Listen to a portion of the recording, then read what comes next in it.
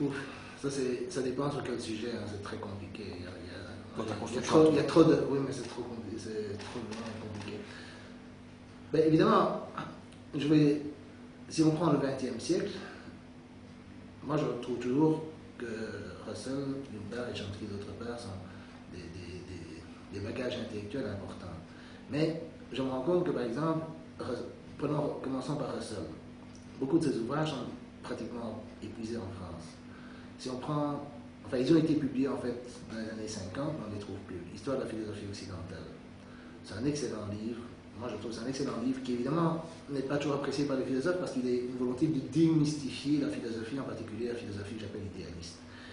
Et c'est très subjectif. Ça ne se prétend pas être une histoire objective. C'est vraiment son point de vue. C'est presque, on pourrait dire, une critique de la philosophie faite d'un point de vue particulier. Si on prend, par exemple, ça, a été publié, je crois, Le monde tel qu'il pourrait être, mais en anglais, ça s'appelle Roads to Freedom, où il compare l'anarchisme, le marxisme et ce qu'ils appellent le guild socialism, une forme de syndicalisme radical anglais. Ça, je trouve que c'est un livre très intéressant aussi. Si on prend un autre livre qui est alors encore plus inconnu et qui est tout à fait remarquable, c'est La théorie ou la pratique et la théorie du bolchevisme, c'est un livre qu'il a fait en 1920 après la retour de l'Union soviétique. Tu veux recommencer? Non. Il a été en Union soviétique en 1920, il a rencontré Lénine, il a rencontré Trotsky, etc. Il a même apparemment fait des cours là-dessus en Chine après Mao Tse-tung. Il a en tout cas connu Lénine et Trotsky à ce moment-là, et il est revenu avec une analyse de la théorie et la pratique du bolchevisme qui est tout à fait remarquable et qui dit tout ce qu'il y avait à dire sur la révolution russe, mais qui n'a pas été écouté à l'époque et qui encore a été découvert de façon fantasmatique par les nouveaux philosophes dans les années 70, alors que c'était écrit en 1920. Ce qu'il disait en gros de la révolution russe, c'est que c'était, et ça c'était vrai, c'était en fait un projet modernisateur d'un pays arriéré. C'était, comme il dit, des fanatiques de l'industrie, les bolcheviks étaient des fanatiques de l'industrialisation, et ils allaient, comme héritiers de Pierre le Grand, comme il dit, être des gens qui allaient accomplir une tâche ingrate mais nécessaire, c'est-à-dire l'industrialisation de la Russie. Le fait de faire sortir un pays arriéré du Moyen-Âge. C'est ce que disait Churchill d'ailleurs quand Staline est mort. Churchill a dit qu'il a pris son pays à l'âge de la charrue, il l'a laissé à l'âge de l'atome. Et ça, c'est exactement ce que les bolcheviks ont fait. Mais il dit, s'ils se présentent comme des héritiers de la partie avancée du socialisme, enfin, avancée du socialisme en Occident, alors ils doivent être critiqués. Ça, c'est pour la partie pratique. C'est-à-dire, il dit, ça n'a rien à voir avec le socialisme tel que nous le comprenons, mais comme modernisation d'un pays arriéré, c'est ce qu'ils vont faire et ce qu'ils ont fait. Et c'est autre chose que ce qu'on appelait socialisme. Mais malheureusement, tout le discours sur le socialisme en Occident était perverti par l'identification entre ce développement accéléré d'un pays arriéré et les idéaux socialistes. Russell, donc. Russell dit ça. Mais alors, Russell, dans la partie critique sur le marxisme, par exemple, est tout à fait intéressant parce qu'il critique, et ça, je trouve ça très important à comprendre, l'idée, si tu veux, que les guerres, ou que l'idée, si tu veux, le matériel historique, c'est-à-dire que l'économie, d'une certaine façon, détermine la pensée des gens indépendamment de considérations sur comment dirais-je, le nationalisme, la religion, etc. Pour lui, le nationalisme et la religion sont autonomes, si tu veux, par rapport, c'est l'autonomie d'idéologie, mais dans un sens beaucoup plus fort que ce que les marxistes veulent admettre, l'autonomie d'idéologie par rapport à la rationalité économique. Et rien n'est plus frappant qu'au Moyen-Orient. Il n'y a pas d'intérêt économique à notre politique au Moyen-Orient, mais cette politique est liée à des considérations parfaitement irrationnelles, parfaitement sentimentales, parfaitement nationalistes, religieuses, etc. Et donc, elle n'a rien à voir avec une politique basée sur les soi-disant intérêts de la classe dominante. Donc là, la critique du marxisme est très intéressante. On la trouve aussi dans un livre qui s'appelle Freedom and Organization, qui est traduit en français, qui existe en France. Tous ces livres existent en français, mais on les trouve chez des bouquinistes dans des bibliothèques, qui s'appelle L'histoire des idées au XIXe siècle, qui est très remarquable sur l'histoire des idées au XIXe siècle, y compris le libéralisme, le marxisme, etc. Donc tu cites donc, moi, Russell. Je cite Russell, oui. C'est tout. C'est vraiment celui Non, ben, c'est une source d'inspiration. Ben, écoute, je devrais en citer des dizaines, donc si tu veux, je peux pas. Je veux citer des gens qui ne sont pas connus. Si tu prends Chomsky, par exemple, moi je trouve que ses meilleurs livres, évidemment, c'est ceux de l'époque de la guerre du Vietnam. Et malheureusement, si tu veux, Chomsky n'a pas écrit tellement de livres systématiques. Beaucoup de ses livres sont des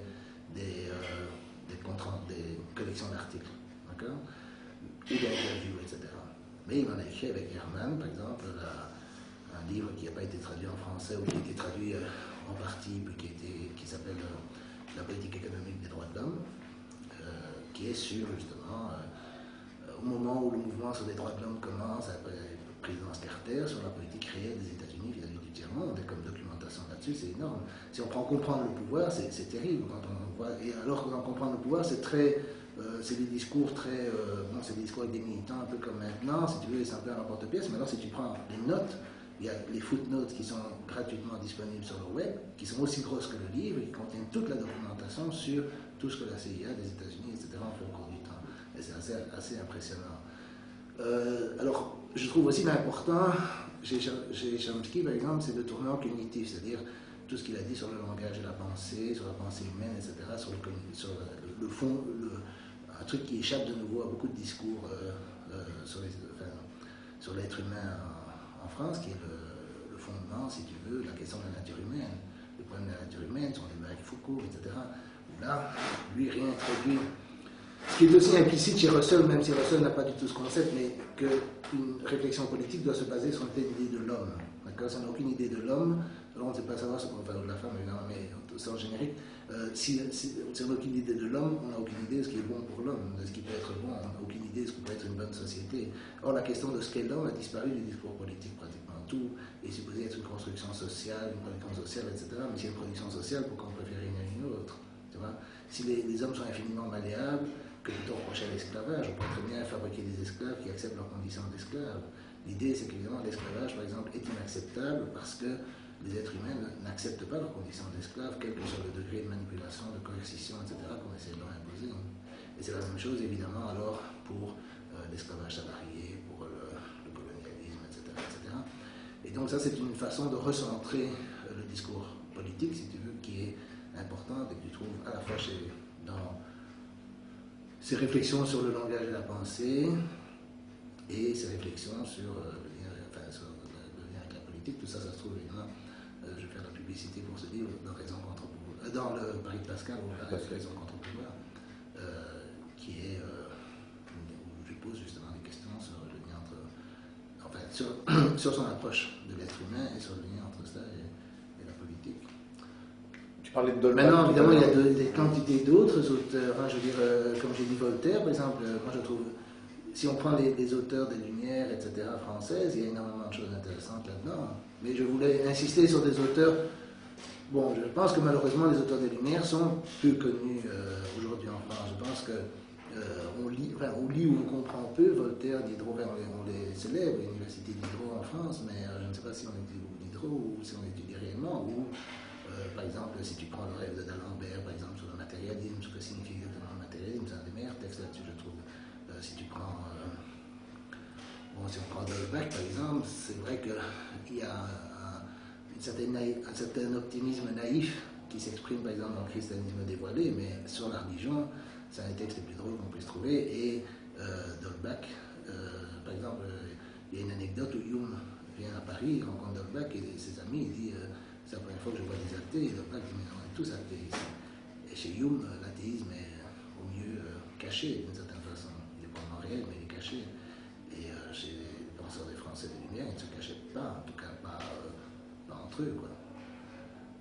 Mais Voltaire, par exemple, les lettres d'Angleterre ou les lettres philosophiques, c'est aussi extrêmement intéressant parce qu'on voit comment il introduit d'une certaine façon les idées de l'empirisme contre le cartésianisme. Et comment il a introduit Newton contre Descartes, je trouve ça très intéressant. Et sur la science, par exemple, un petit livre aussi, nouveau, totalement inconnu, que j'ai trouvé, en fait, curieusement, qui avait été donné à la bibliothèque de philosophie chez nous par une institution religieuse, parce qu'on a un certain nombre de noms d'institutions, l'institution religieuse, c'est la science moderne et l'anarchie de Kropotkin. Ça, c'est assez intéressant comme bouquin.